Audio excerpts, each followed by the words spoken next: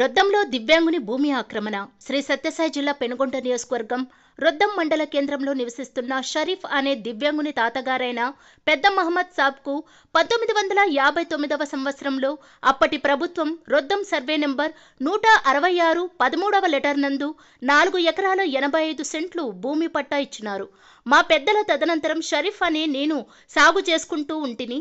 ఈ మధ్య కొంతకాలంగా ఆరోగ్యం సరిగా లేనందున వ్యవసాయం చేయలేదు. ఇదే అదునుగా భావించిన రొద్దంకు చెందిన చాకలి నాగన్న కుమారుడు చాకలి ఉమాశంకర్ మా భూమిని ఆక్రమించి మమ్ములను భూమిలోకి రానివ్వకుండా దౌర్జన్యంగా అడ్డుకొని బెదిరిస్తున్నాడు. కావున దయ ఉంచి మా భూమిని మాకు ఇప్పించాలని తహసీల్దార్ను అర్జీ ముఖంగా విన్నవించారు. అలాగే నా ఆరోగ్యం సరిగా లేనందున జిల్లా కేంద్రంకు వెళ్లలేక మీడియా ముఖంగా జిల్లా కలెక్టర్ గారిని న్యాయం చేయాలని ప్రాధాయపడ్డాడు.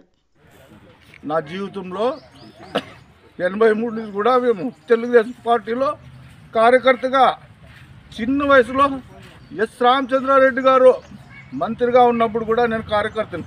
ఆ కాలం నుంచి ఈ రోజు వరకు ఆ పార్టీలో కొనసాగుతూ నేను పరిటాల రవి గారు ఎమ్మెల్యేగా ఉన్నప్పుడు మా అన్న బీకే పార్సా గారితో ఎంపీగా ఉన్నప్పుడు నేను మండల కోఆప్షన్నే ఈ రొద్దంలో.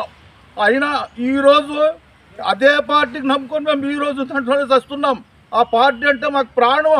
ఇంకా ఒకటే ప్రతిరోజు ABN TV, ABN TV5, ETV చూడకుండా నేను నిద్రపోను. ప్రతి ప్రోగ్రాంలో ప్రతి డిబేటు చూస్తాం. ఎందుకంటే ఈ పార్టీకి మా జీవితం అంకితం చేసినాం. కానీ ఈరోజు ఈ పార్టీలో తెలుగుదేశం పార్టీలో అధికారం వస్తుందని మేము ఎన్నో ఆశలు పెట్టుకుంటే ఈ పార్టీ అధికారంలోకి వచ్చిన తర్వాత మా నాయకులకైతే భగవంతుని సాక్షిగా ఎవరికి తెలియదు. మా తెలుగుదేశం నాయకులు సౌమ్యలో నేను ఈ పొద్దునంతా మండలంలో ఉన్న ప్రతి జెడ్పీటీసీ, ఎంపీటీసీ, కొత్తోళ్ళు, ముందున్నోళ్ళు ప్రతి ఒక్కరు నాకు సహకరిస్తూ ఉన్నారు.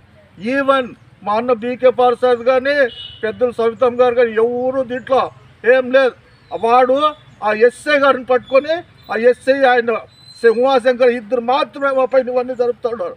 దయచేసి వాళ్ళు కూడా సారు మా అన్నయ్య బీకే పార్సాద్ గారు కానీ, అమ్మ సునీతం కానీ, సబితం కానీ మమ్మల్ని కాపాడాలని పదే మేము కోరుకుంటున్నాం. ఈరోజు మా వదిన మా అన్నయ్య చనిపోయినాడు.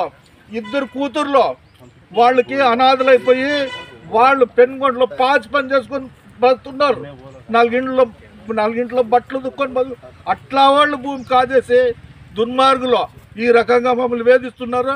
మరి పెద్దలు మాకు న్యాయం చేయాలని, డిపార్ట్మెంట్ అధికారులు మాకు న్యాయం చేయాలని పదే వాళ్ళందరినీ మేము కాళ్ళ పడి వేడుకుంటున్నాం. దయచేసి మమ్మల్ని కాపాడండి, మా భూమిని కాపాడండి.